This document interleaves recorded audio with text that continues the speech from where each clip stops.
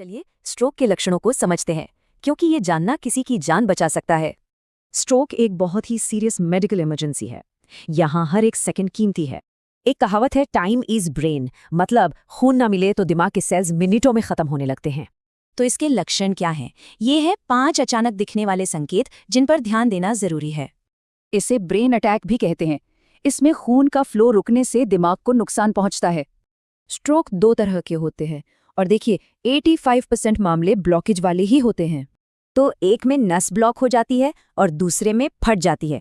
दोनों ही बहुत खतरनाक हैं। अब सवाल ये है कि इन लक्षणों को पहचाने कैसे? इसके लिए एक बहुत ही आसान तरीका है, बी फास्ट। बी फास्ट में बी का मतलब है बैलेंस और ई का मतलब है आईज यानी आंखें। ये दोनों बहुत जरूरी संकेत हैं। फिर आते हैं एफ और ए, फेस और आर्म। इससे शरीर के एक तरफ की कमजोरी का पता चलता है।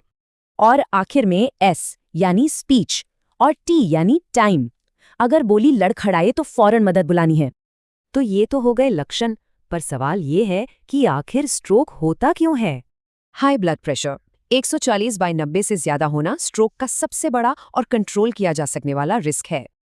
देखिए, कुछ हेल्थ प्रॉब्लम स्ट्रोक का खतरा कई गुना बढ़ा देती हैं, जैसे हाई बीपी या स्मोकिंग। अच्छी बात यह है कि इन ज्यादातर रिस्क फैक्टर्स को लाइफस्टाइल बदलकर कंट्रोल किया जा सकता है। हाँ, कुछ रिस्क फैक्टर्स ऐसे भी हैं जो हमारे कंट्रोल में नहीं होते, जैसे उम्र या फैमिली हिस्ट्री।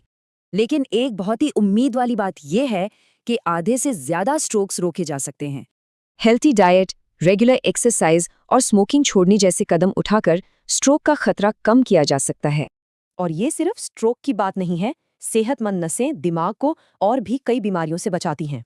तो अपने ब्रेन को हेल्दी रखने के लिए आज ही एक अच्छा कदम उठाया जा सकता है। जानकारी ही बचाव है।